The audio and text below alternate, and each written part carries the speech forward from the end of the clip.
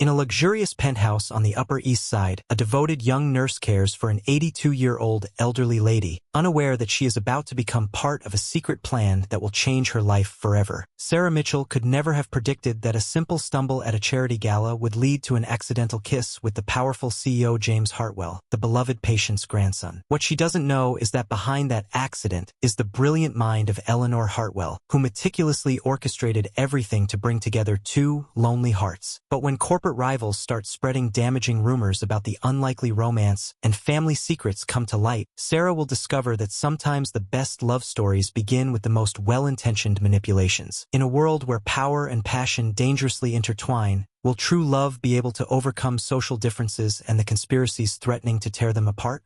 Hello. Before we begin, please subscribe to the channel and leave a like.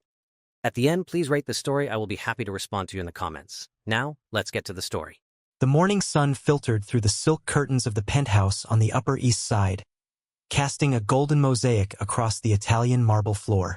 Sarah Mitchell adjusted the strap of her medical bag on her shoulder as she walked through the luxurious hallways of the building on Park Avenue, her rubber-soled sneakers making a soft sound against the polished floor. The doorman already knew her well. 6 months of daily visits had made her presence as familiar as the building's own routine. "Good morning, Mrs. Hartwell," Sarah called gently as she unlocked the apartment door with the key Eleanor had entrusted to her months ago. Her voice echoed through the spacious foyer, decorated with paintings that probably cost more than Sarah would earn in a decade. The reply came from the navy velvet sofa in the living room, where Eleanor Hartwell sat with her impeccable posture, despite being 82 years old. Her silver hair was perfectly styled in an elegant chignon, and she wore a gray wool suit that had clearly been tailor-made. "My dear Sarah," Eleanor smiled, and all the grandeur of the apartment seemed to melt away in the warmth of her greeting. "I was waiting for you. The day doesn't start until you arrive." Sarah felt the familiar tightening in her chest, a mix of affection and responsibility that had grown over the months. She approached carefully, watching the vital signs she had learned to read on Eleanor's face. The color of her cheeks, the sparkle in her eyes, the ease of her breathing. "How was your night?" Sarah asked, opening her bag and taking out the blood pressure cuff. "Did you sleep well?"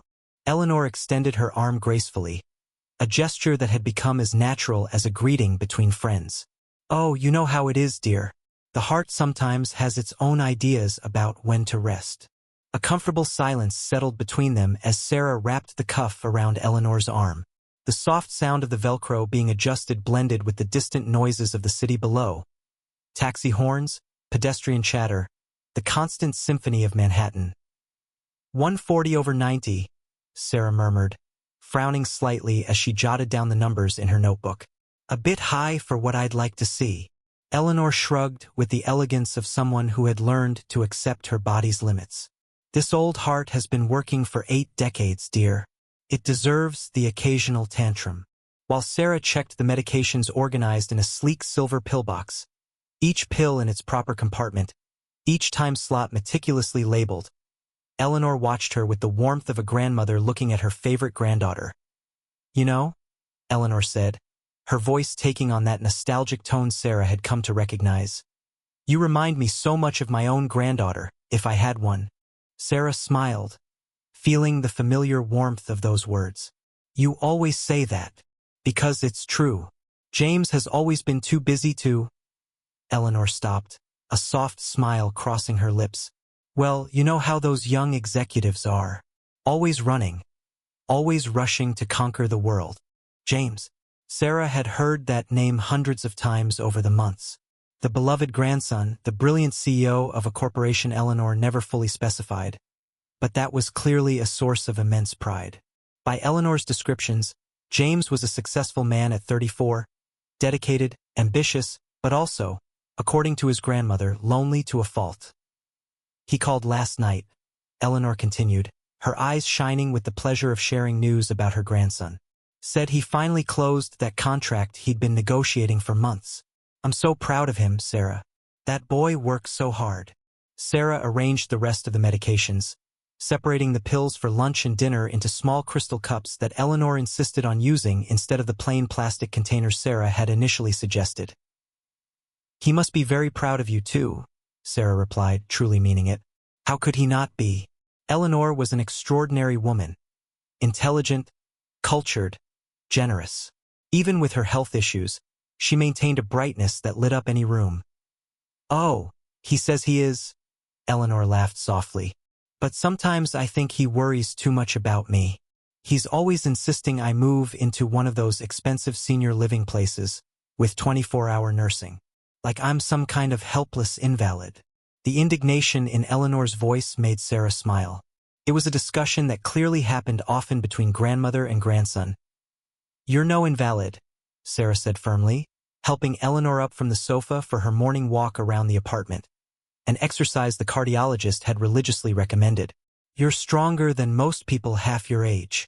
They walked slowly through the living room, passing family portraits that adorned the mahogany sideboard. Sarah often caught herself staring at those photographs, generations of the Hartwell family captured in moments of happiness. There were some recent pictures of a tall, well-dressed man she presumed was James, although Eleanor had never specifically identified him. "You know," Eleanor said as they stopped in front of the large window overlooking Central Park, "I have an important event next week." Sarah turned to her, curious.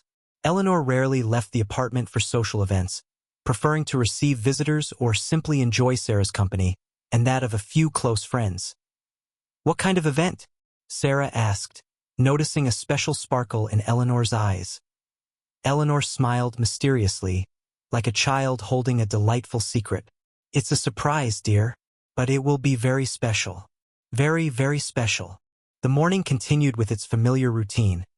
Sarah prepared Eleanor's tea, checked her blood pressure once again, and the two sat together on the balcony to watch the bustle in the park below. The soft September breeze carried the scent of the first burnt autumn leaves, and Sarah felt that comforting sense of being exactly where she was meant to be. While Eleanor dozed softly in her favorite armchair, Sarah silently organized the afternoon medications and prepared a light snack. 6 months had created a bond between them that transcended the typical nurse-patient relationship. Eleanor had become the grandmother Sarah never had, and Sarah had become the constant companion Eleanor so deeply needed. The phone rang softly, and Sarah answered quietly so as not to wake Eleanor. "This is the Hartwell residence?" she whispered. "Oh, you must be Sarah," a male voice said on the other end, deep and slightly husky. "My grandmother talks about you so much. I feel like we already know each other." "I'm James." Sarah felt a strange quickening in her chest at finally hearing the voice of the mysterious grandson. "Mr. Hartwell, it's a pleasure to finally speak with you. James, please, is my grandmother okay? I tried calling her cell, but it must be on silent again." Sarah glanced at Eleanor, who was sleeping peacefully. "She's resting. Had a good morning. Took all her medicine. We did the usual walk." "Thank you." The gratitude in his voice was palpable. "I don't know what we'd do without you, Sarah. She means everything to me." There was something in his voice, a vulnerability that contrasted with the image of the relentless executive Sarah had built in her mind. For a moment, she wondered what it would be like to meet him in person. This man who clearly loved his grandmother as much as Eleanor loved him. "She's a very special woman," Sarah answered softly. "It's a privilege to care for her." After hanging up the phone, Sarah returned to Eleanor, who was beginning to wake. The afternoon sun painted the apartment in golden hues, and the city continued its relentless pace far below. "Was that James?" Eleanor asked sleepily. "Yes, he was checking to make sure you're okay." Eleanor smiled with that maternal glow in her eyes. "That boy worries too much. But he's a sweetheart, isn't he?"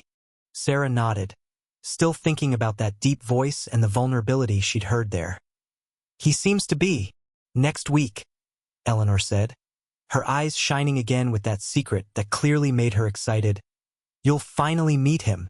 Eleanor let the silence stretch for a few moments, savoring the curiosity she'd sparked in Sarah. When she finally spoke, her voice carried a restrained excitement Sarah rarely heard. "It's a gala dinner for Hartwell Industries," Eleanor announced, as if revealing a well-guarded treasure.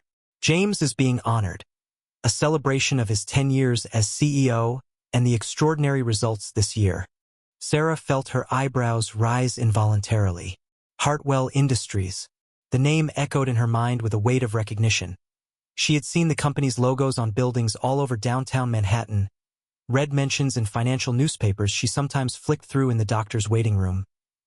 "Mrs. Hartwell, that sounds grand," Sarah said, trying to process the magnitude of what Eleanor was describing. "It must be a really important event for James."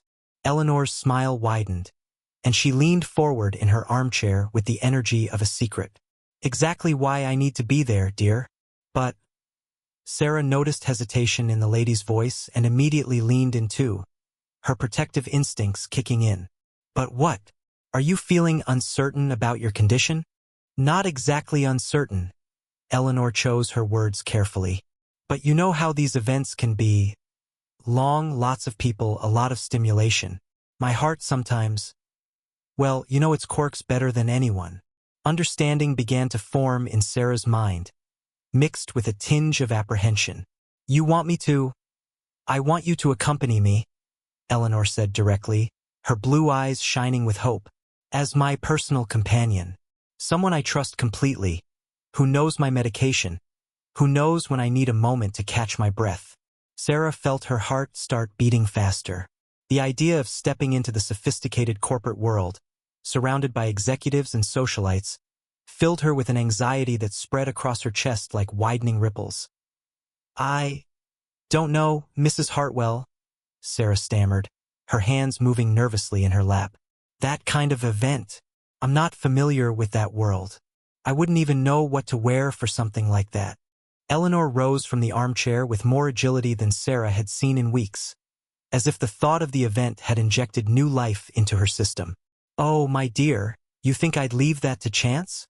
Before Sarah could protest, Eleanor was walking toward her closet, her footsteps lightly echoing on the polished hardwood floor. Sarah followed, intrigued despite her hesitation. Eleanor's closet was larger than Sarah's entire living room in the Bronx. Rows of clothes organized by color and season stretched along whole walls, with a small seating area in the center, lined with mirrors and cushioned benches. "It's been here for 2 weeks," Eleanor said triumphantly, pulling a garment bag from a separate section. "I had it made especially for you." Sarah watched, speechless, as Eleanor unwrapped a dress that looked like it belonged in a fashion magazine. The navy fabric flowed like liquid water between Eleanor's fingers, and even in the soft lighting of the closet, Sarah could see the quality was exceptional. "Mrs. Hartwell, I can't accept this," Sarah whispered, though her fingers itched to touch the luxurious fabric. "This must have cost a fortune." "Nonsense," Eleanor brushed off the concern with a wave of her hand. "What's priceless is having someone I trust by my side. Now, let's see how it looks on you." Sarah's resistance began to weaken against Eleanor's gentle determination.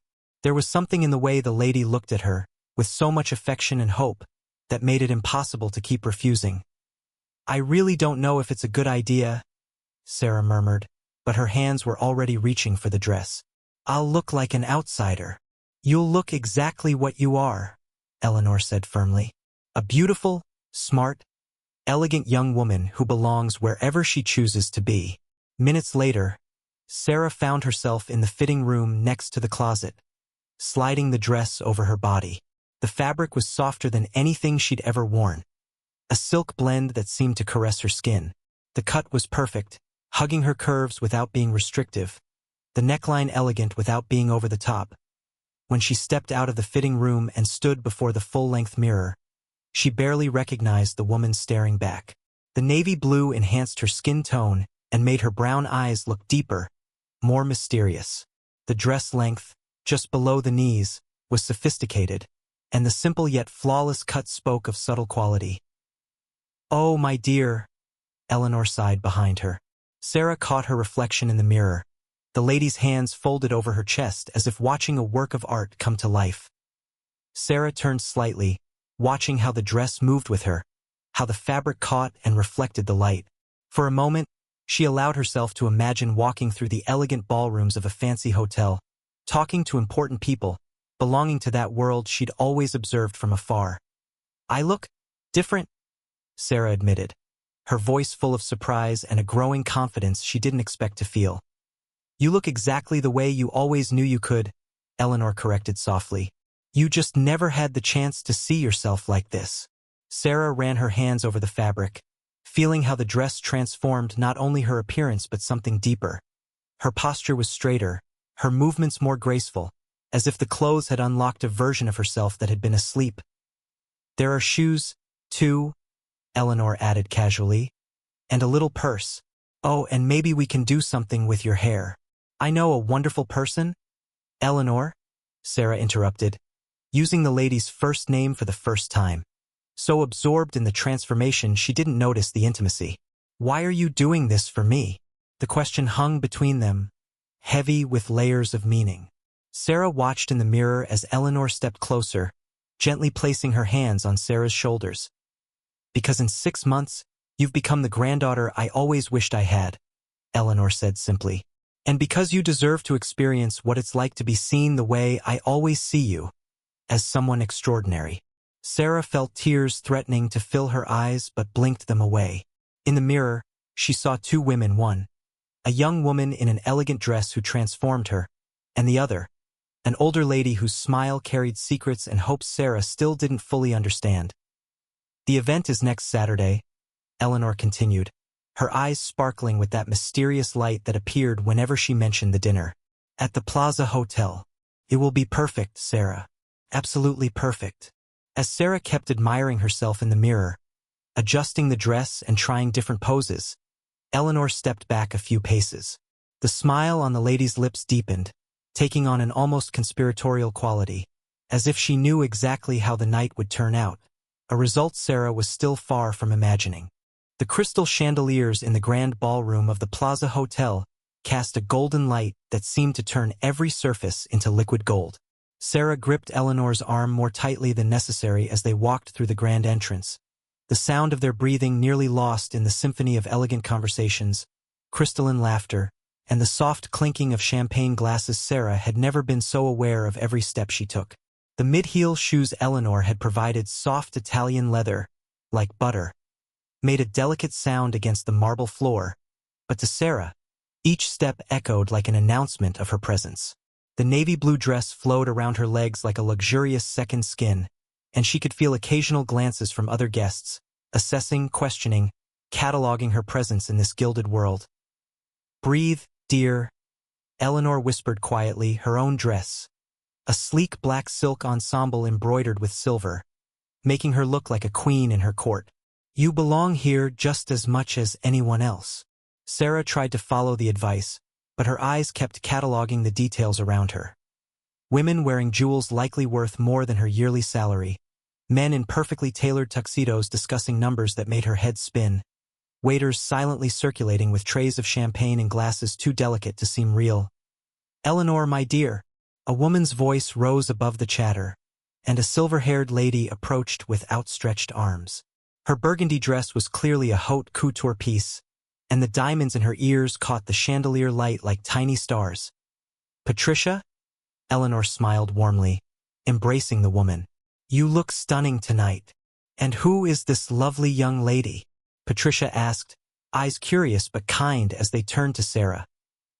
This is my dear Sarah, Eleanor said, pride palpable in her voice, warming Sarah's heart. She has been, well, a true blessing in my life.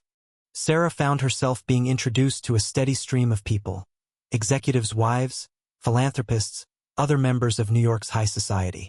Each introduction came with the same affectionate description from Eleanor. My dear Sarah, not my nurse or my caregiver, but simply my dear, as though Sarah truly belonged to the family. Gradually, Sarah began to relax. The people were more welcoming than she had imagined, and Eleanor's constant, confident presence beside her served as an anchor in a sea of luxury and sophistication. Across the room, near a window overlooking the spectacular lights of Fifth Avenue, James Hartwell was engrossed in a conversation clearly demanding his full attention. Even from a distance, his presence was magnetic, tall, broad-shouldered, his black tuxedo perfectly tailored to emphasize his commanding figure. His dark hair was impeccably styled, and when he gestured while speaking, Sarah noticed the subtle gleam of cufflinks that were probably family heirlooms. Hartwell, the third quarter numbers are impressive, an older man said, holding a leather briefcase that looked full of important documents. The expansion into the Asian market exceeded all expectations. James nodded, his dark eyes moving swiftly between the faces around him. There was an intensity she could sense even from afar, the posture of a man used to commanding, making decisions that affected thousands, bearing responsibilities few could understand. Success requires constant vigilance, James replied, his deep voice carrying natural authority. The moment we relax, our competitors gain ground. There was something in the way he spoke, and how the men around him leaned in slightly when he spoke, that revealed the respect, and perhaps a touch of fear, he inspired. This was a man who'd built an empire before turning 35, making decisions that moved millions of dollars with the same ease others chose what to have for dinner. But when James occasionally glanced around the room, Sarah caught something else in his eyes, a constant watchfulness, like he was always evaluating motivations, searching for hidden angles in the intentions of those around him. The posture of someone who'd learned the hard way that success attracts not just admirers, but predators too. James has always been like that, Eleanor said softly beside Sarah, following his gaze. Even as a child. Always observing, always thinking 3 steps ahead. There was a hint of melancholy in Eleanor's voice that made Sarah turn to her. You worry about him. He forgot how to trust, Eleanor said simply. Success has a price, and James's price was his ability to believe people come to him for pure reasons. Before Sarah could reply, Eleanor was already moving through the ballroom, navigating conversations and groups with the grace of someone who had attended events like this for decades. Sarah followed, her initial nervousness giving way to growing curiosity about finally meeting the man she'd heard so many stories about. As they approached James's group, Sarah caught fragments of conversation. Talks of international markets, potential mergers, strategies that sounded like moves in an extremely complex chess game. The business language was almost foreign to her, but the passion in James's voice when he spoke about his company was unmistakable. We need to ensure the transition is smooth for our employees, James was saying. A company isn't just numbers. It's people, and people deserve stability. That statement made Sarah pause. There was a humanity in that comment that contrasted with the cold image of a ruthless executive she'd built in her mind. James? Eleanor called softly when a natural pause came. He turned immediately, and the change in his expression was like watching the sunrise. The business intensity dissolving, replaced by a genuine smile that lit up his entire face. Grandma, he said, and there was so much warmth in that one word that Sarah felt her chest tighten. He stepped forward, bowing to kiss Eleanor's cheek with tenderness that completely contrasted with the authority he'd shown moments before. My dear boy, Eleanor smiled, her hands automatically reaching to adjust James's already perfect tie with a grandmotherly affection. I'm so proud of you tonight. Then James's eyes turned to Sarah, and she felt as if time held still for an infinitesimal moment. His eyes were even more striking up close. A deep brown that seemed to capture and reflect light, intelligent and penetrating, but also cautious. And you must be Sarah, he said, extending his hand. His voice was exactly as she remembered from the phone call, deep with that slightly rough texture that had intrigued her. Finally, we meet in person. Sarah extended her own hand, and when their fingers touched, she felt a subtle electric charge that caught her completely by surprise. His skin was warm, the grip firm but not overpowering, and for a moment that stretched well beyond a formal greeting, their eyes met and held. Mr. Hartwell, she managed to say, her voice steadier than she expected. It's a pleasure to finally meet you. James, please, he corrected, and there was something in his expression, a softness that hadn't been there moments before, that made Sarah wonder if she was imagining the subtle shift in his demeanor. I can't thank you enough for the care you've given my grandmother. She means everything to me. Taking care of Eleanor is a privilege, Sarah replied honestly. She's become very special to me. For a moment, the noise of the ballroom seemed to fade around them. James still held her hand, and Sarah saw something moving behind his eyes. An assessment, perhaps, or recognition. There was an intensity in his focus that made her feel like the only person in the crowded room. James! A male voice cut through the moment, authoritative and slightly challenging. Didn't expect to see you so relaxed tonight. The group turned to see a man approaching, just as tall as James, maybe a few years older, with gray temples and an expression radiating calculated confidence. His tuxedo was flawless, his Italian shoes gleamed, and there was something in his movement that suggested a predator sizing up his territory. Sarah immediately felt the tension settle over the group. James released her hand and straightened, his posture becoming more formal, more defensive. "Marcus," James said, his voice losing all the warmth he'd shown with Eleanor and Sarah. "What a surprise to see you here." Marcus Webb. The man introduced himself directly to Eleanor, completely ignoring Sarah. "Of Webb International. Eleanor, you look absolutely radiant tonight." Eleanor accepted the greeting with grace, but Sarah noticed how she shifted slightly closer to James. A subtle gesture of support not missed by any of the men present. "Marcus?" Eleanor replied politely. "How is the family?"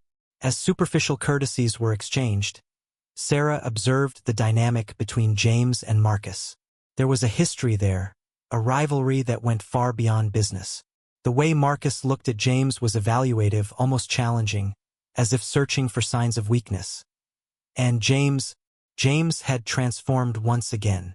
The warmth he'd shown his family and Sarah was gone, replaced by a cold, calculated vigilance that made Sarah understand exactly why Eleanor worried about her grandson's ability to trust people. The air around the small group felt charged with electricity, and Sarah had the distinct feeling she was about to witness something far more significant than a simple social encounter between rival executives. Marcus Webb smiled, but there was something predatory in that expression that made Sarah instinctively take a small step closer to Eleanor. The smile didn't reach his eyes, lingering only on his lips like a carefully placed mask. "James, you seem tense," Marcus remarked casually, swirling the champagne glass between his fingers with deliberately relaxed movements. "I hope it's not because of those little setbacks I read about in the Wall Street Journal last week." Sarah felt the air around them thicken palpably. Although she didn't grasp the business details, the malice behind Marcus's seemingly polite words was unmistakable. From her vantage point, she saw James's jaw tighten almost imperceptibly, a tiny muscle twitching below his perfectly shaved jawline. "Setbacks," James repeated, his voice perfectly neutral but somehow more threatening than any outburst of anger might have been. "Marcus, if you're referring to our decision to prioritize employee well-being during the European restructuring, I was under the impression that's considered responsible leadership, not a setback." The response came with such cold control that Sarah noticed some of the other executives exchange meaningful glances. It was clear everyone in the ballroom was aware of the tension between the two men, and many had discreetly stopped their conversations to watch the verbal showdown. Marcus laughed, a sound devoid of genuine joy. Of course. Always the altruist, our James Hartwell.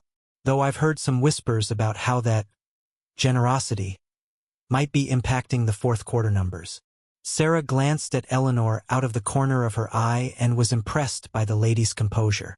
If there was tension or concern, Eleanor showed nothing but serene elegance. Yet there was something in her blue eyes, an intensity Sarah had come to recognize whenever Eleanor was plotting something.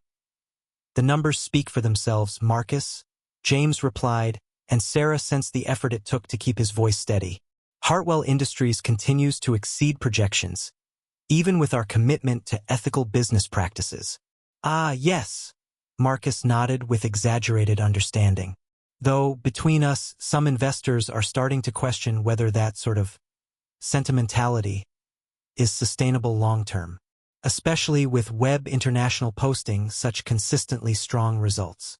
The silence that followed was thick with tension so dense Sarah almost felt she could reach out and touch it. She noticed how nearby group conversations had lowered to hushed murmurs, how waiters slowed their pace passing near them. Even the piano seemed to quiet. The entire grand ballroom appeared to be holding its breath, waiting for the next move in this verbal chess match between two of New York's most powerful men. James took an almost imperceptible step toward Marcus, and Sarah felt the underlying threat in the apparently casual movement. When he spoke, his voice was low, controlled, yet carried an authority that brooked no doubt. "Marcus," he said, "if there's something specific you want to discuss about business practices, I'm all ears. But if your intention is to turn a celebration into an opportunity for cheap provocation, perhaps we should find a better time and place." The polite but unmistakable warning hung in the air between the two men. Marcus maintained his smile, but Sarah saw he had caught the tone and noticed the attention their exchange was drawing. Naturally, Marcus backed off slightly, raising his hands in a theatrical gesture of surrender. "Tonight is your night, after all. Let's celebrate your achievements." He turned to Eleanor, bowing with elaborate respect. "Eleanor, it's a pleasure to see you again." And his eyes briefly skimmed over Sarah with a near-disdainful indifference. "Charming to meet your companion." Sarah felt the subtle insult like a slap, though Marcus had technically been polite. The implication was clear. She was irrelevant, a background figure in the lives of important people. After Marcus moved away toward another group, leaving behind a trail of unresolved tension, James ran a hand through his hair, a gesture Sarah recognized as controlled stress. "Sorry about that," he murmured to Eleanor and Sarah. "Marcus has a talent for turning any social event into a business battlefield." "Don't apologize, dear," Eleanor said softly, but Sarah noticed how her eyes followed Marcus across the room with an attention that seemed almost calculating. Some men just can't leave their inferiority complexes at the door, not even at a celebration. James smiled for the first time since Marcus approached, but the smile didn't fully reach his eyes. "Grandma, your diplomacy is remarkable." "Years of practice, my dear," Eleanor replied. Then, with a movement that seemed completely casual, she discreetly guided Sarah a few steps aside, positioning them where they had a clear view of both James and Marcus, who had joined a group on the other side of the ballroom. Sarah was about to comment on the uncomfortable tension when she felt Eleanor lean slightly toward her, her voice low enough for only Sarah to hear. "Let's show that arrogant man exactly what our family is capable of," Eleanor whispered, determination in her voice that made Sarah turn to look at her directly. "Mrs. Hartwell?" Sarah whispered back, confused. "I don't understand what you mean." Eleanor didn't answer immediately.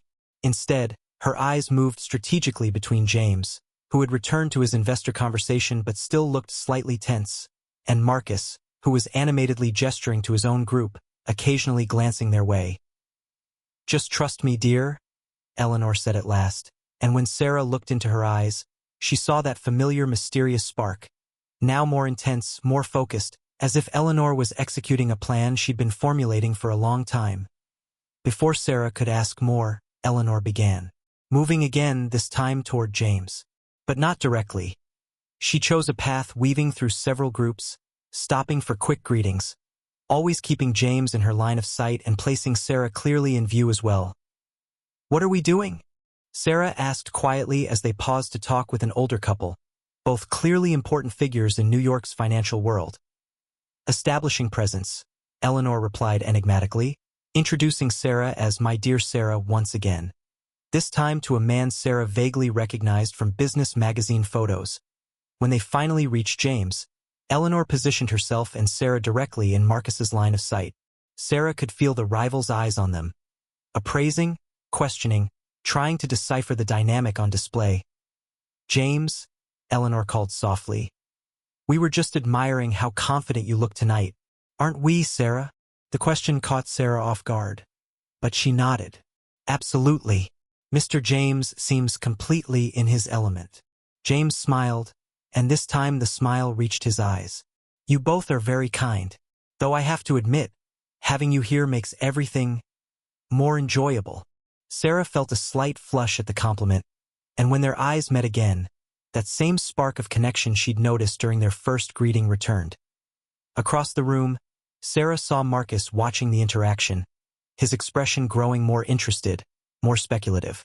It was as if he was trying to solve a puzzle, and Sarah gradually realized she'd somehow become a piece in this complex game between Eleanor and the family rival.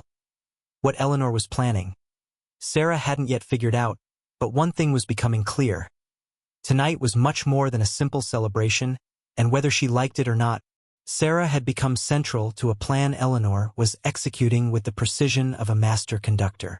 The grand ballroom was alive with celebration when Eleanor, with the natural grace honed by decades of social events, turned to greet someone who had called her name.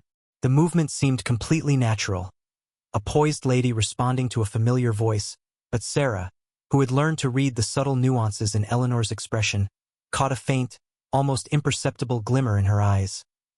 "Oh, my dear," Eleanor murmured, and suddenly her free hand moved delicately to her forehead in a gesture of discomfort. "I think all this excitement is getting to me a bit." The movement was subtle, nearly unnoticed. Eleanor leaned forward slightly, as if momentarily losing her balance. Her hand pressed on Sarah's arm with more weight than usual, and instinctively, Sarah stepped in to offer more support. "Eleanor, are you okay?"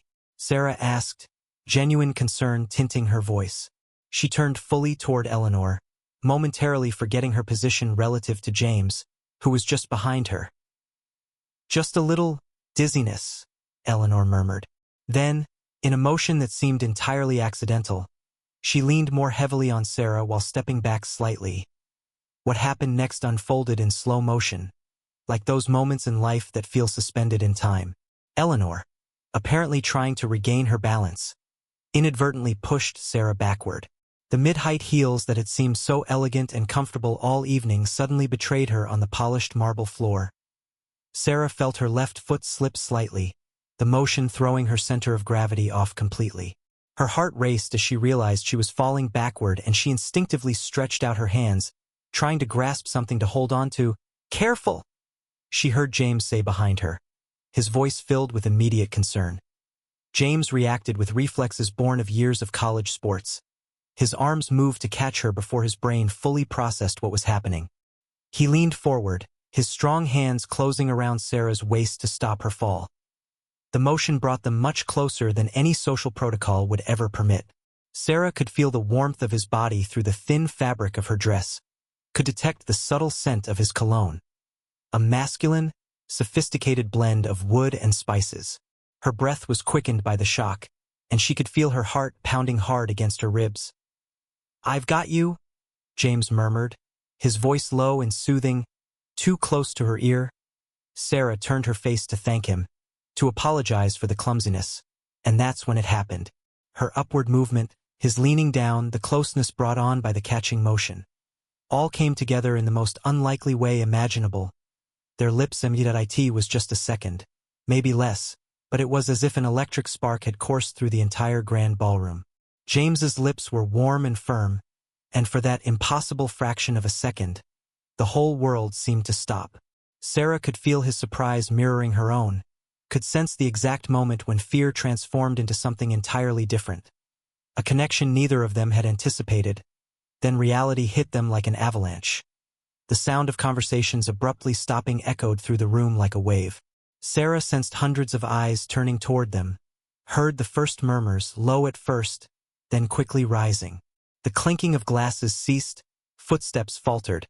Even the piano seemed to lose its rhythm for a moment. "Oh my God," Sarah whispered against James's lips, mortification hitting her like a tsunami of embarrassment.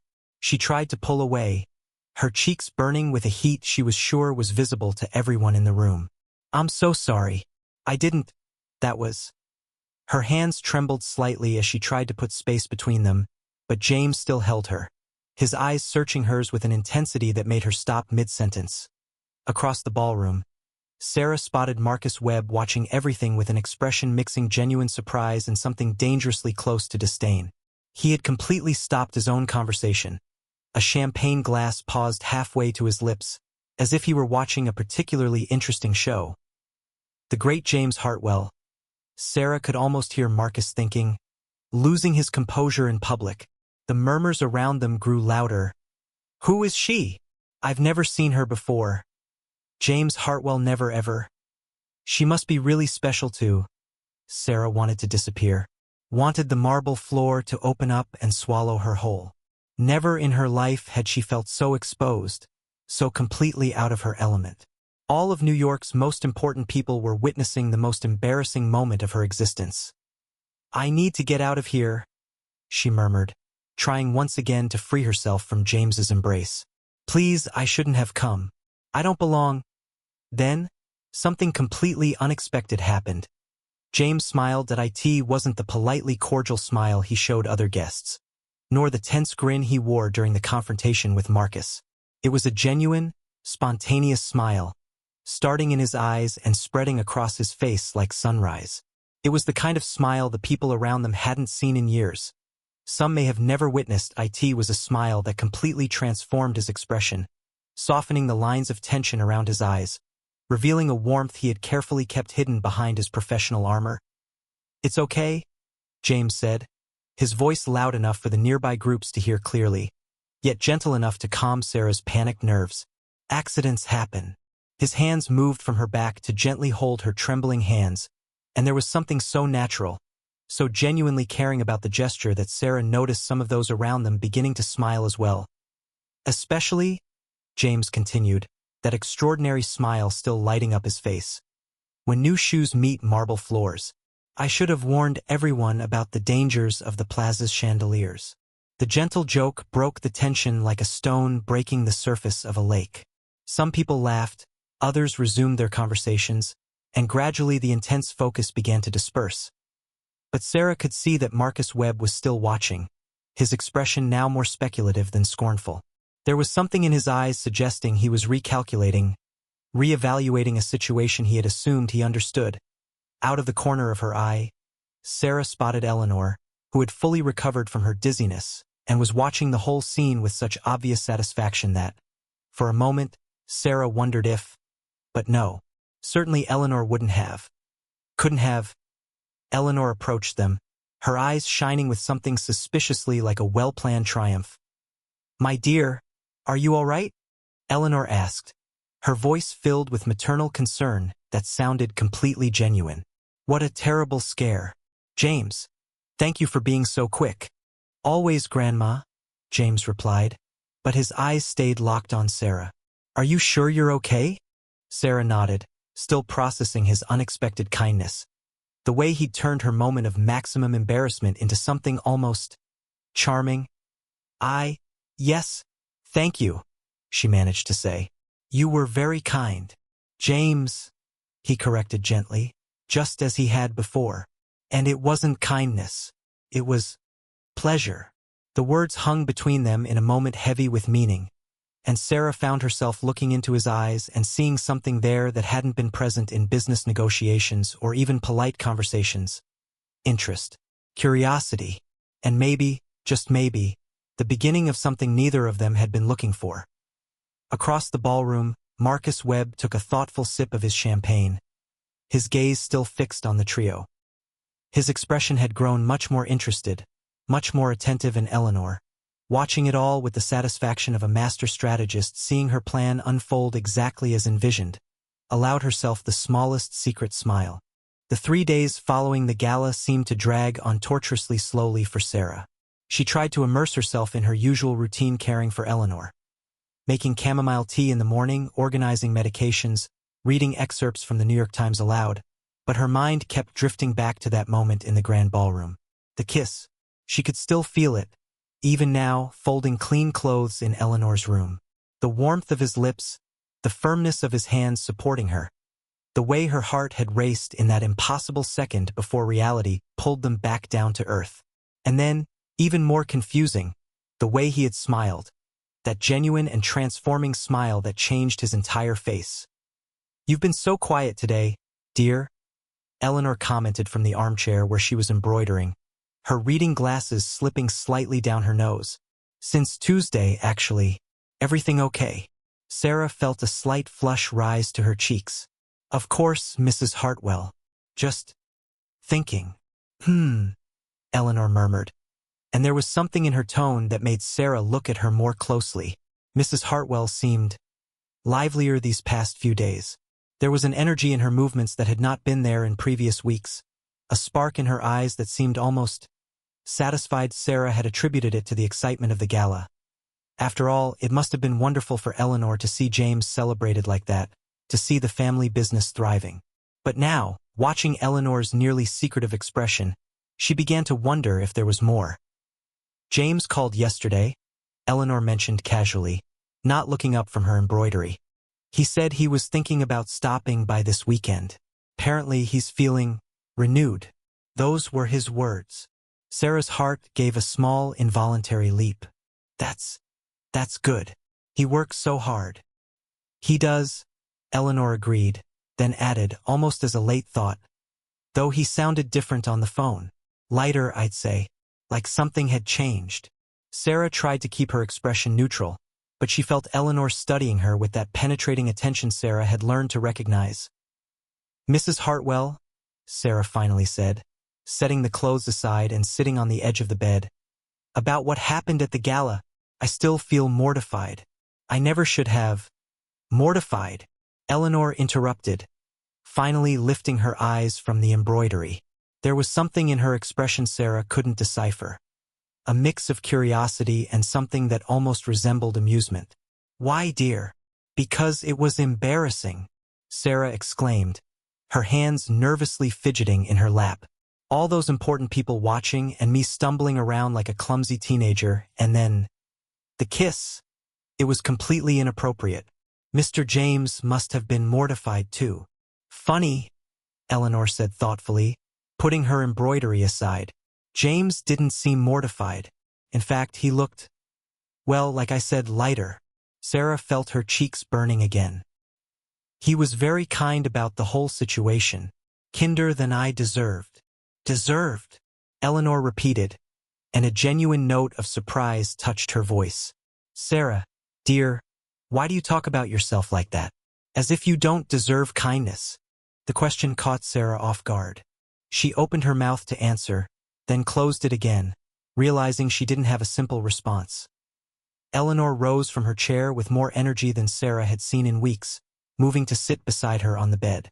When she spoke, her voice was gentle but carried an intensity that made Sarah pay full attention. Sarah, may I tell you something about my grandson?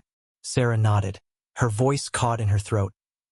James wasn't always so controlled, Eleanor began, her eyes distant, as if looking through the years. When he was young, he was full of life. He laughed easily, trusted quickly, loved deeply. But after his parents died, after he took over the company at 25, something changed. Eleanor paused, her hands moving gently to cover Sarah's. He became cautious, suspicious, focused only on business, as if allowing anything else was a weakness he couldn't afford. In recent years, sometimes I look at him and wonder where the boy who used to bring me wildflowers from Central Park, just because he thought it would make me happy, has gone. Sarah felt her heart tighten at the sadness in Eleanor's voice. And then, Eleanor continued, you came into our lives, and for the first time in years I saw James relax. His laughter on that first night you met. I hadn't heard that laughter in so long. Mrs. Hartwell, Sarah began, but Eleanor gently raised a hand. Let me finish, dear, because I need to tell you something, and I'm not sure how you'll react. There was something in Eleanor's tone that made Sarah's stomach knot with apprehension. What is it? Eleanor took a deep breath, and when she looked into Sarah's eyes, there was a mix of determination and guilt. The accident at the gala, Eleanor said slowly, wasn't an accident. The words hung between them like a suspended confession. Sarah blinked, uncertain if she'd heard correctly. What do you mean? I planned it, Eleanor admitted, her voice firm despite the weight of the confession. The dizziness, the movement that made you stumble, the way I positioned you both. It was all deliberate. Sarah jumped up from the bed abruptly, shock making her heart race for entirely different reasons this time. You did what?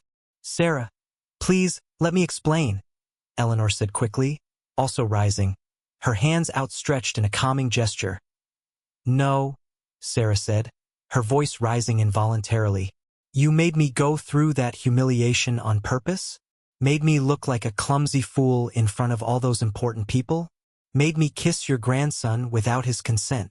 It was a kiss, Eleanor said gently, and from what I observed, consent wasn't a problem. Sarah began pacing the room, her hands trembling slightly with a mix of anger and renewed embarrassment. How could you do that? How could you manipulate me like that? Because, Eleanor said, her voice growing stronger. My grandson is dying inside, and you are the first person in years who made him truly smile." The statement was so direct, so full of emotion, it stopped Sarah mid-step. "For the past 3 years," Eleanor continued, "James has become a ghost of himself. He fulfills all his duties, meets all expectations, runs the company with impeccable efficiency. But he's not living, Sarah. He's just existing." Eleanor moved closer, her blue eyes shining with unshed tears. "And then you arrived, and I saw how you care for people, not because it's your job, but because you genuinely care. I saw how you treat the cleaning staff with the same respect you would a CEO. I saw how you lose sleep worrying if I'm in pain, even when you're not getting paid overtime." Sarah felt her anger begin to waver in the face of the raw emotion in Eleanor's voice. "When James came to dinner that first night," Eleanor continued, "and I saw the way he looked at you, the way you made him laugh without even trying, I thought, this is the one. This is the person who can melt the ice heart my grandson built around himself. But that didn't give you the right to—" Sarah started, but her voice grew weaker. "No," Eleanor agreed, "it didn't.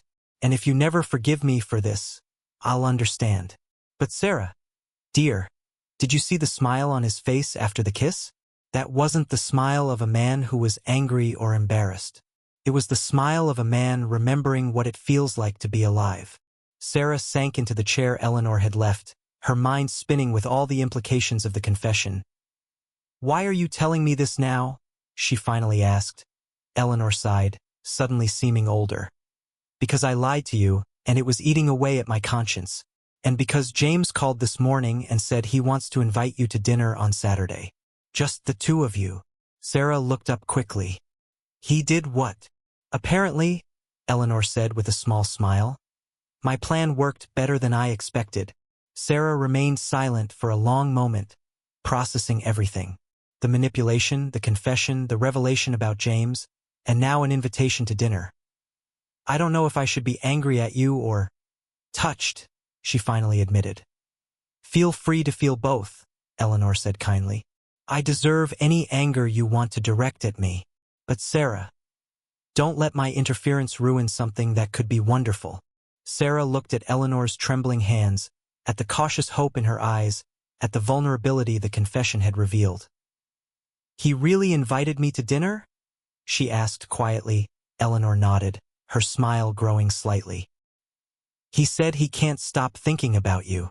And despite all the confusion, all the justified indignation, Sarah felt her heart leap with a small surge of hope she couldn't completely suppress. The office on the 32nd floor of Hartwell Industries had never felt as stifling to James as it did that Wednesday morning. The glass walls that usually gave him a sense of power and control over Manhattan now seemed like a barrier between him and something he couldn't quite define. "Mr. Hartwell?" The voice of Michael Chun, his chief financial officer, brought him back to the conference room where 5 executives awaited his response on the third quarter numbers. James blinked, realizing he'd completely missed the last few minutes of the presentation. "Sorry," he said, sitting up straighter in his chair. "Please continue." But even as he tried to focus on the spreadsheets projected on the wall, his mind drifted again, to gentle brown eyes, to the way Sarah had blushed when she realized everyone was watching, to that impossible moment when their lips met and the whole world seemed to stop. "James, are you okay?" Margaret Lawson, vice president of operations and one of the few people who dared to use his first name in meetings, looked at him with genuine concern. "Perfectly fine," James replied, though his voice sounded less convincing than he intended. "Just thinking about other strategies," which wasn't a lie he realized. He was thinking about strategies, just not business ones. After the meeting finally ended, with James signing papers he would normally have reviewed line by line, he found himself alone in his office, staring out the window without really seeing the familiar view of Central Park. In the 3 days since the gala, something fundamental had shifted inside him. It was as if a part of himself that had been dormant for years suddenly woke up, leaving him uncomfortably aware of how many things he had failed to feel, to notice, to appreciate. For the first time in years, he had slept poorly. Not because of anxiety over mergers or acquisitions, but because he couldn't stop thinking about how Sarah had felt in his arms in that fleeting moment. How she had smelled. something soft and floral he couldn't quite place. How her voice had trembled when she tried to apologize, without fully realizing what he was doing. James picked up the phone and dialed the number he knew by heart. Hartwell residence. Marcus, the butler, answered. "This is James. Is my grandmother available?" "Certainly, sir. One moment." While he waited, James found himself tapping his fingers on the desk, a nervous habit he dropped years ago as unprofessional. "James, dear." Eleanor's voice sounded especially bright. "What a wonderful surprise to hear from you in the middle of the week." "Hi, Grandma," James said, then paused, unsure how to proceed. "How have you been feeling?" "Very well, thank you. Sarah made the most delicious breakfast this morning, blueberry pancakes. She has a natural talent for cooking." James felt his heart quicken slightly at the mention of her name. "Sarah? The nurse?" "Caregiver," Eleanor gently corrected, and James could hear the smile in her voice. "And yes, she's wonderful. Very attentive, very smart. She was reading me Persuasion last night, Jane Austen, you know. She has a lovely voice for reading." "Jane Austen," James repeated, filing the information away. "Does she like classic literature?" "Absolutely. We were actually discussing the parallels between Persuasion and Pride and Prejudice until late last night. She has fascinating insights on how Austen portrays class and prejudice."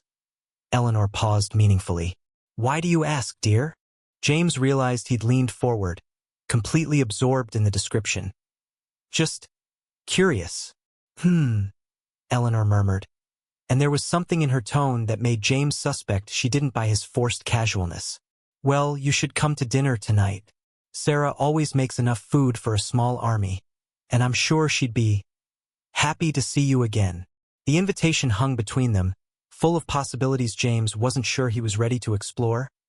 "I have a meeting at 8, he lied. "What a shame," Eleanor said, but didn't sound surprised in the least. "Maybe tomorrow then?" "Maybe," James agreed, already knowing he'd probably call again before the day's end. After he hung up, he stared at the phone for a long moment. When had he last felt genuine curiosity about another person? When had he last wanted to know about someone's favorite books, their dreams, what made them smile that way? The way that had lit up the entire grand ballroom? On Thursday, James found an excuse to leave the office early and stopped by Eleanor's house, just to check on her. Sarah was in the kitchen when he arrived, preparing afternoon tea, and the sight of her, hair tied back in a loose bun, a simple apron over a navy dress, made something tighten in his chest. "Mr. Hartwell," she said, clearly surprised, and he noticed the faint blush coloring her cheeks. "Eleanor didn't mention you were coming." "James," he corrected automatically, just as he had at the gala. "It was a last-minute decision. I hope I'm not interrupting." "Of course not," she said, but there was a palpable tension between them, a mutual awareness of that shared moment neither had mentioned out loud. Eleanor saved them from further awkwardness by appearing in the kitchen doorway with a smile that seemed suspiciously pleased. "James, what a wonderful surprise. Sarah, dear, why don't you serve tea in the living room?" "James, I'm sure you'll want to hear about the book Sarah and I have been reading." And so James found himself, for the first time in years, sitting in a conversation that had absolutely nothing to do with business, mergers, or market strategies. Instead, he found himself discussing the nuances of Jane Austen's writing with a woman whose eyes lit up when she spoke about literature. "What always impresses me about Austen," Sarah was saying, her initial shyness fading as she spoke about something that clearly ignited her passion, "is how she manages to critique the social constraints of her time while still working within them. Elizabeth Bennet is revolutionary, but in ways that don't destroy her socially." James found himself leaning forward, genuinely fascinated, not only by what she was saying but by the passion in her voice. "Have you ever considered studying literature?" he asked. "Formally, I mean?" Something shifted in Sarah's expression, a shadow passing briefly in her eyes before she masked it. "I haven't," she said, her voice growing quieter. "I never had the chance." Eleanor, who had been watching the exchange with obvious interest, kindly interjected. "Sarah has many talents she's never had the opportunity to fully develop. Actually, James said carefully, feeling like he was navigating delicate territory. What did you want to study before you became a caregiver? Sarah hesitated, her hands moving nervously around her teacup. Medicine, she finally admitted. I wanted to be a doctor. I worked as a nursing assistant for a few years, saving up for medical school. But she didn't finish the sentence, but James could fill in the blanks. Money. It always came back to money or the lack of it. The healthcare system lost a good doctor, he said gently, and the way her eyes lifted to meet his, surprised and touched, made something shift in his chest. Thank you, she whispered. That means a lot. The conversation drifted on for more than 2 hours, moving from books to dreams, from trips neither had taken to places they'd like to see. James learned that Sarah spoke fluent French, self-taught through library books, had read Tolstoy in the original after learning Russian out of curiosity, and dreamed of seeing the southern lights in Antarctica. Why Antarctica? He asked, genuinely curious. Because it's one of the few places on Earth where humans are still visitors, she said, her eyes distant. Where nature is still completely in control. It must be humbling, in the best possible way. James nodded slowly, realizing it was the first time in years he'd heard someone talk about humility as something desirable. When he finally stood to leave, much later than he planned, Sarah walked him to the door while Eleanor rested in the living room. Thank you, Sarah said softly as they walked down the hallway, for not making it weird. What happened at the gala? James stopped and turned to look at her.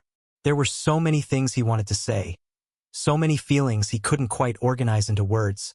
Sarah? He began, then stopped, unsure how to continue. Yes. Would you like to have dinner with me? Saturday night. The words slipped out before he could second-guess himself, before he could think of all the reasons it was a bad idea, before he could remember all the complications it might bring. The flush that spread across Sarah's cheeks was her answer before she said a word. I would love to, she said quietly. Great, James said, realizing he was smiling, that genuine smile that had surfaced at the gala. Great. After leaving Eleanor's house, James drove through Manhattan with no particular destination, his mind processing everything that had happened in the past few hours.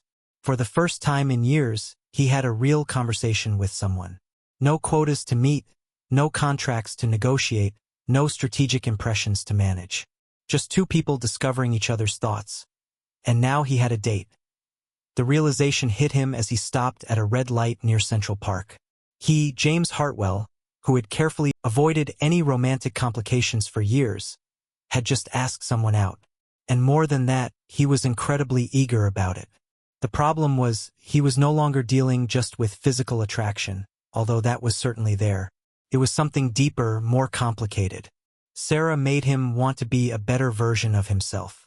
She reminded him of the man he used to be before responsibility and distrust built walls around his heart. But what did that mean? What did he want it to mean? As he drove home, James realized he was facing a decision he hadn't anticipated having to make. For years, he had kept his life carefully compartmentalized, business here, family there, any relationships completely separate. Sarah wouldn't fit in a box. And for the first time in a long time, that didn't scare him. In fact, the possibility of lowering the walls and letting someone really know him was both terrifying and freeing. Saturday couldn't come fast enough. Marcus Webb always knew timing was everything in business. So when he saw the photos from the incident at the charity gala, James Hartwell, the ruthless CEO of Hartwell Industries, kissing his elderly caregiver right in front of Manhattan's elite. He knew he had found the perfect opportunity on Friday morning. While James was reviewing contracts in his office, Marcus was already working the phones from his own room across town, his voice coated with the fake concern he'd perfected over years of corporate politics.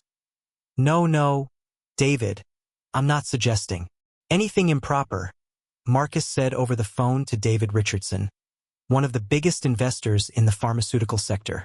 I just wonder if this shows the kind of judgment we expect from someone managing billions in assets. Kissing the caregiver in public? At the very least, it shows a lack of self-control. On the other end, Richardson made a thoughtful sound. You have a point, Marcus. Perception is everything in this business. Exactly, Marcus continued, leaning back in his leather chair. And I hear the woman doesn't even have a college degree, just a caregiver. Makes you wonder about his priorities. It was poison administered with surgical precision, and Marcus knew it would spread quickly through the informal rumor network that keeps Wall Street humming. The first sign the campaign was working came during James's lunch with Jonathan Prescott, CEO of Prescott Holdings, at the Four Seasons. They were discussing a potential merger when Jonathan, seemingly without thinking, made a comment that made James pause with his fork halfway to his mouth. By the way, James, there are rumors going around about you and, well, your personal life. I just thought you should know. James slowly put the fork back on his plate. What kind of rumors? Jonathan looked uncomfortable, fidgeting with his tie. Something about inappropriate behavior at the charity gala. Involvement with domestic staff. You know how these things can get twisted. Twisted? James repeated, his voice dangerously calm. Look, James, you know this business. Perception is reality. Our investors can be conservative about certain things. If there are questions about your judgment. A chill settled in James's stomach. Not anger at what they were saying about him. He'd long since learned how to handle corporate politics. But the idea they were talking about Sarah, reducing her to domestic staff, implying there was something inappropriate about his feelings for her. Jonathan, James said, his voice sharp as ice. I'm going to stop you right there. If you have any concerns about my professional competence, I'm happy to discuss that. But my personal life is not open for speculation. Of course, Jonathan said quickly, but James could see the calculation in his eyes. Just thinking about how this might affect our potential partnership. The meeting ended shortly after, with surface-level courtesy but an underlying coldness they both recognized. That Friday afternoon, James was in his office trying to focus on quarterly reports when Margaret Lawson knocked on the door. Can I speak with you for a minute? She asked, her expression serious. Of course, James said, motioning for her to sit. Margaret closed the door behind her, a sign James recognized as meaning serious business. James, I'm hearing things, she said bluntly, about you and the charity gala. About a woman. James felt his jaw clench. And I thought you should know Marcus Webb is making calls, planting seeds, suggesting you might not be as focused on business as you used to be. The mention of Marcus's name made everything click. Of course it was Marcus. Always looking for an advantage, always willing to use anything as a weapon. What exactly is he saying? James asked. Margaret hesitated, clearly uncomfortable. That you're involved romantically with domestic staff. That it shows poor judgment. That it might indicate emotional instability. James was silent for a long moment, processing not only the words but the implications.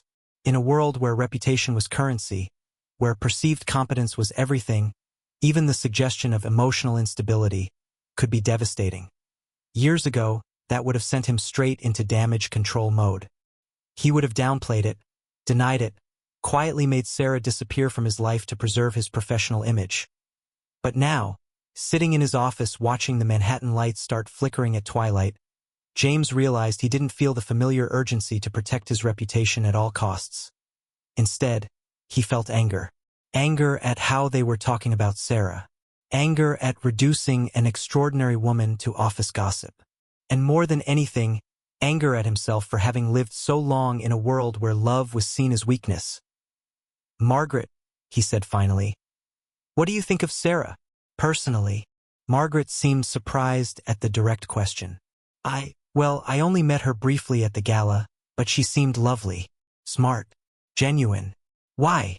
Because, James said, rising and moving to the window, she is all that and more. And I'm tired of living in a world where recognizing that is considered a character flaw. On Saturday morning, James woke with a clarity he hadn't felt in years. He knew what he needed to do. His first stop was Eleanor's house. He found his grandmother in the living room, reading the newspaper, with Sarah arranging fresh flowers in a nearby vase. James! Eleanor exclaimed, clearly surprised to see him so early. What a lovely surprise. Sarah looked up from the flowers, a soft blush coloring her cheeks as their eyes met. "Good morning," she said quietly. "Good morning," James replied, then turned to Eleanor. "Grandma, can I speak with you privately for a moment?" Eleanor nodded, curiosity shining in her eyes. "Of course, dear. Sarah, would it be possible?" "Sure," Sarah said, gathering her things. "I'll make fresh coffee." When they were alone, Eleanor studied James's face closely. "You look determined today." "I am," James said, sitting on the edge of the coffee table in front of her. "Grandma, I need to tell you about some rumors going around. About me and Sarah." Eleanor raised an eyebrow. "What kind of rumors?" James told her about Marcus's calls, the insinuations, the suggestions that his interest in Sarah showed poor professional judgment. "And how do you feel about that?" Eleanor asked when he finished. "Furious," James said immediately. "Not because they're questioning my competence. I can handle that. But because of how they're talking about Sarah. Like she's lesser. Like my feelings for her are something to be ashamed of." Eleanor was quiet for a moment, then a slow smile spread across her face. "Oh, James," she said softly. "Your feelings for her?" James stopped, realizing what he'd said. You love her," Eleanor said, and it wasn't a question. James took a deep breath, and for the first time in his life, he didn't try to analyze or rationalize or find a safer way to express what he felt. "Yes," he said simply. "I love her." Eleanor stood and walked over to him, placing her gentle hands on his face like she used to when he was a child. "I'm so proud of you," she whispered. "Not because of business or money or any professional achievement. I'm proud because you remembered how to love, because you chose to be vulnerable, because you're willing to fight for someone worth it." James felt tears welling up, something that hadn't happened in years. "But what if this ruins everything?" he asked. "The company, the reputation, the business?" "James," Eleanor said firmly, "we built this company to serve our family, not the other way around. If you've lost sight of that, maybe it's time to reconsider our priorities." Later that morning, James did something he hadn't done in years. He canceled all his Saturday meetings and spent the day planning not a business strategy, but how to open his heart to someone. He thought about Sarah, her passion for literature, her unrealized dreams, her genuine kindness to Eleanor. He thought about how she made him laugh, how she challenged him intellectually, how she made him want to be better. And he realized that nothing Marcus Webb or anyone else could say mattered compared to the chance to build something real with her. That night, as he prepared for dinner, James knew he was about to do the most frightening and important thing of his life. Be completely honest about his feelings. There would be no strategic games, no careful manipulation, just the truth. And for the first time in years, it didn't scare him. In fact, he had never felt freer. Eleanor's living room clock showed 8 o'clock on Sunday night when James arrived at the family home. His hands were slightly trembling, a fact that would have annoyed him in any other circumstance. But now he accepted it as part of the unfamiliar territory he was navigating.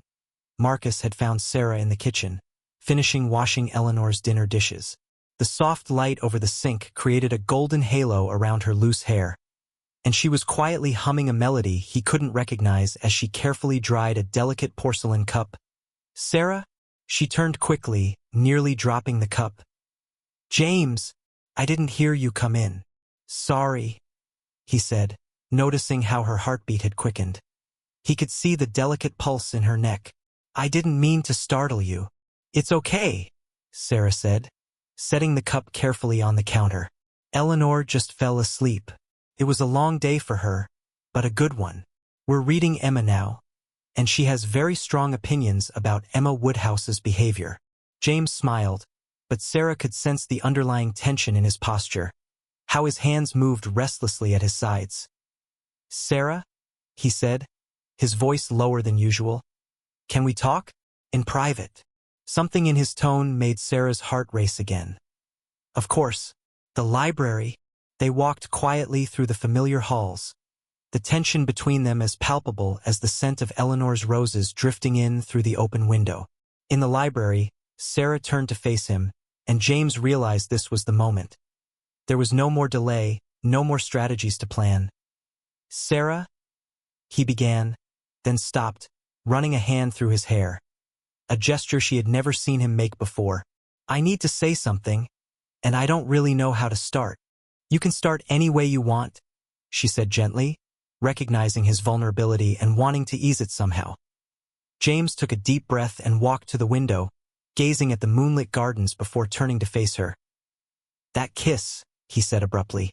At the gala, it wasn't an accident. Sarah felt her stomach twist. James? No, let me finish, please. His voice trembled slightly. I said it was an accident because it was easier, because it was safer, because for years I built my entire life around being safe, controlled, invulnerable. He stepped away from the window, moving closer to her, and Sarah saw something in his eyes she'd never seen before, a raw, unfiltered intensity. But it wasn't an accident, Sarah.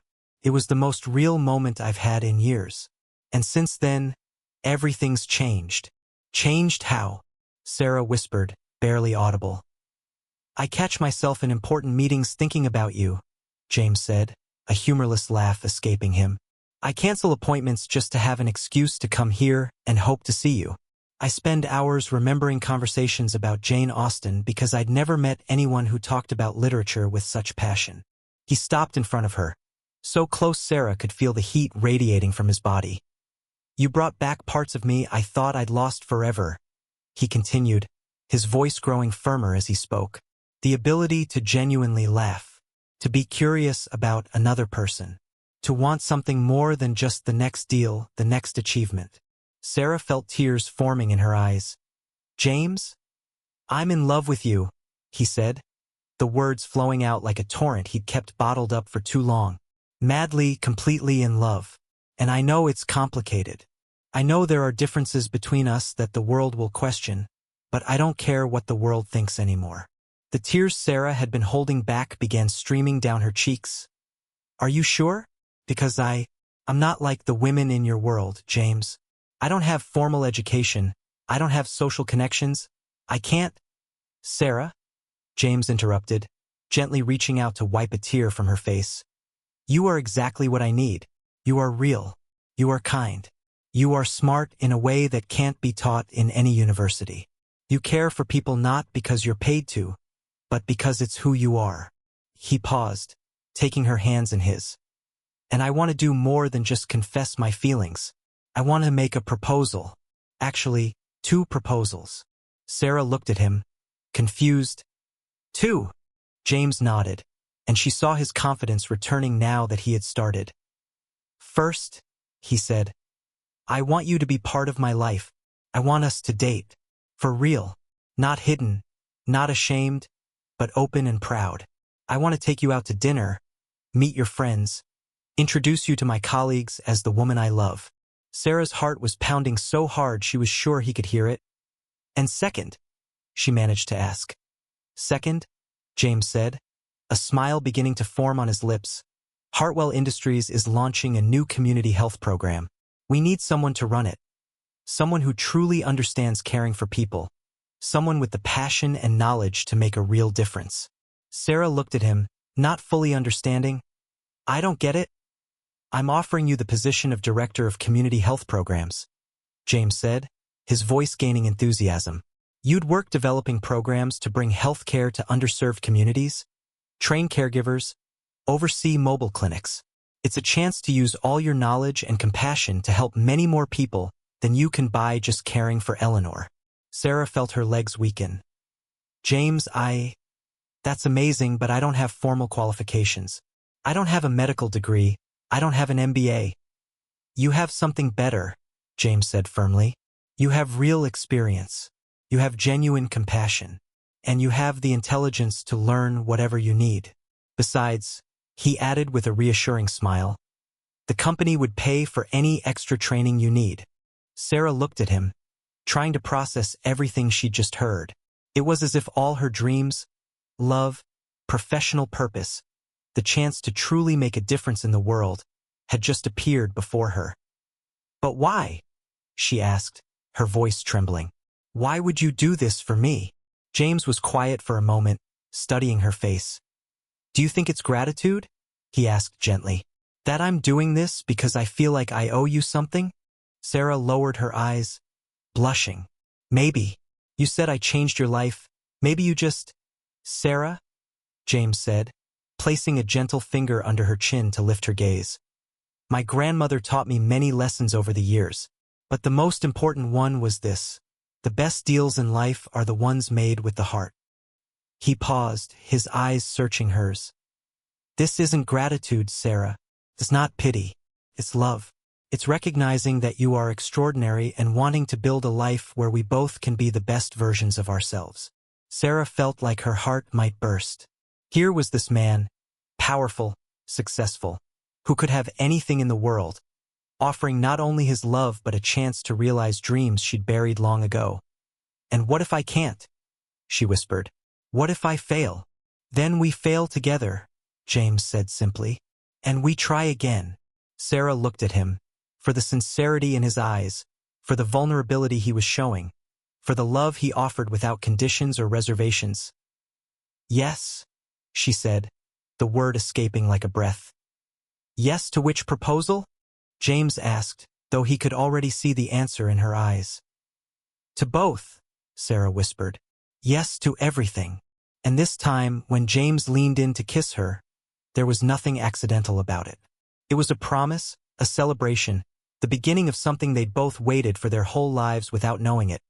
When they finally pulled apart, Sarah was crying and laughing at the same time. Eleanor is going to be so happy, she said, wiping her tears. Eleanor will take credit for all of this, James laughed, pulling her closer. And she's probably right. Sarah nestled against his chest, listening to the steady beat of his heart, and realized that for the first time in her life, her future wasn't just a series of duties and limits. It was a world of possibilities. And she couldn't wait to explore them all. The grand ballroom of the Plaza Hotel sparkled with the signature elegance of Hartwell Industries events. But something was different in the air that October night. There was a warmer, more genuine energy filling the space where Manhattan's most influential business leaders had gathered for the company's annual event. James Hartwell adjusted the button on his tie, a gesture that had become his favorite nervous habit in recent months, and looked across the room to where Sarah was talking with a group of doctors about the company's new community health program. Even from 20 feet away, he could hear the passion in her voice as she explained how the mobile clinics had served more than 5,000 patients in underserved areas in just the first 4 months. The navy blue dress Sarah wore had been chosen by Eleanor, a color that highlights your eyes and shows your professional seriousness. Her grandmother had declared during the shopping trip she had insisted on funding. Sarah had initially protested the expense, but now, seeing how confident and elegant she felt, she was grateful for Eleanor's loving intervention. She is impressive, a voice said behind James. He turned to find Dr. Patricia Williams, head of medicine at Mount Sinai Hospital, watching Sarah with genuine admiration. In 6 months, she has revolutionized our approach to community preventive medicine, Dr. Williams continued. And the most remarkable thing is that she does it with an empathy you rarely see in administrators. She truly cares about each patient. James felt his chest swell with pride. She's always been that way. That's who she is. You're lucky, Dr. Williams said with a smile. In business and in life. Across the room, Eleanor sat at the head table, radiant in her pearl-colored silk dress. At 82 years old, she seemed to have discovered a new source of vitality in recent months. Her cheeks were rosier, her eyes brighter, and she had resumed many of the social activities she had abandoned after her husband's passing. Mrs. Hartwell, Margaret Lawson approached the table. I must say you look wonderful tonight. Oh, dear Margaret, Eleanor laughed, her eyes twinkling. Nothing rejuvenates a woman more than seeing her loved ones happy, and I can honestly say I haven't seen James this happy. Well, maybe ever. Margaret followed Eleanor's gaze to where James now stood beside Sarah, his hand resting lightly on the small of her back as she finished her conversation with the doctors. There was a tenderness in his stance, a softness in his expression, completely different from the cold, calculated executive she had known for years. It's quite remarkable, Margaret agreed, and the results of Sarah's program speak for themselves. Investors are impressed not only with the social impact, but also the positive effect on the company's image. Of course they are, Eleanor said with satisfaction. Sarah is not just an idealist. She's a smart idealist. The perfect match for my grandson. At that moment, a murmur ran through the room. Marcus Webb had just arrived, and many present were aware of the tension that had existed between him and James in recent months. Marcus looked thinner than James remembered, and there was a humility in his posture that hadn't been there before. Attempts at professional sabotage had spectacularly backfired. Several key clients canceled contracts after learning of his underhanded tactics, and his reputation in the industry had taken a significant hit. To the surprise of many, Marcus walked straight up to James, waiting patiently while Sarah finished her conversation before approaching. "James," Marcus said, extending his hand, "congratulations on the success of the community health program, and on the other positive changes in your life."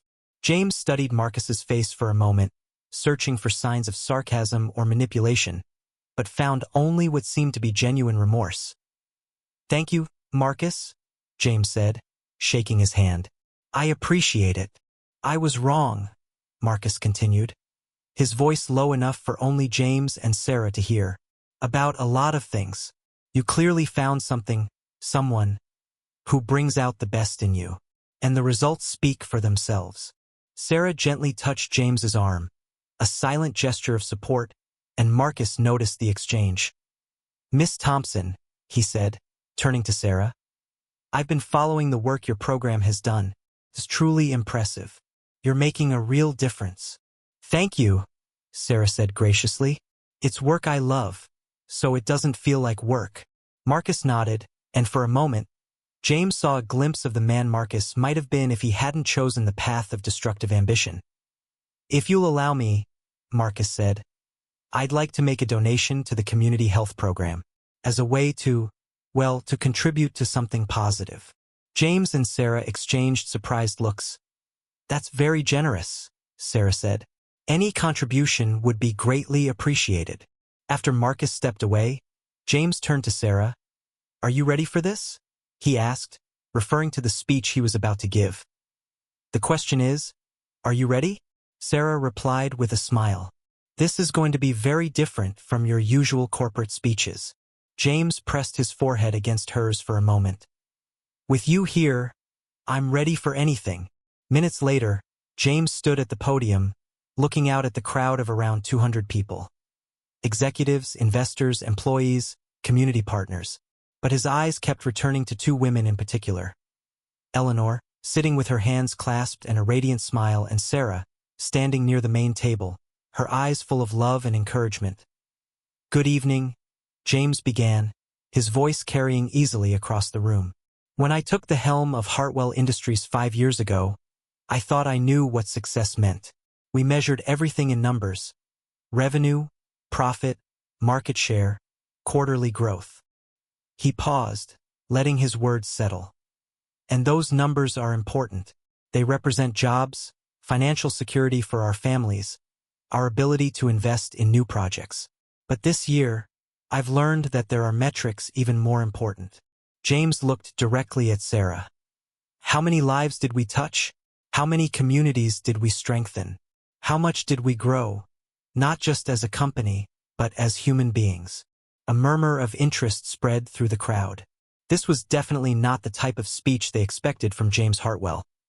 "Our community health program, brilliantly led by Sarah Thompson," he continued, gesturing in her direction, "has treated more than 5,000 patients in 6 months. But more important than that number is the fact that each patient was treated with dignity, compassion, and genuine care." The applause that followed was warm and sustained, and Sarah felt her cheeks flush as every head turned toward her. "Sarah has taught me," James went on as the applause died down, "that true success is not just measured by what we accumulate, but by what we give. Not just by what we build for ourselves, but by what we build for others." His voice softened, becoming more personal. "But she wasn't the first person to teach me this lesson. That honor belongs to the woman sitting here tonight, who built this company not just with vision and determination, but with values that endure to this day." James looked directly at Eleanor, and the whole room followed his gaze. My grandmother always told me that business at its core is about relationships, about trust, about treating people with respect and dignity. And she taught me that the biggest deal of my life wouldn't be a merger or acquisition. Eleanor placed a hand over her heart, her eyes filling with tears of pride. It would be the love she helped me find. The silence that followed was deep and reverent.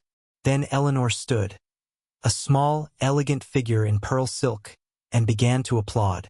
Quickly, the entire room joined her, the applause swelling into a standing ovation. James stepped down from the podium and walked directly to Sarah, who had tears streaming down her cheeks.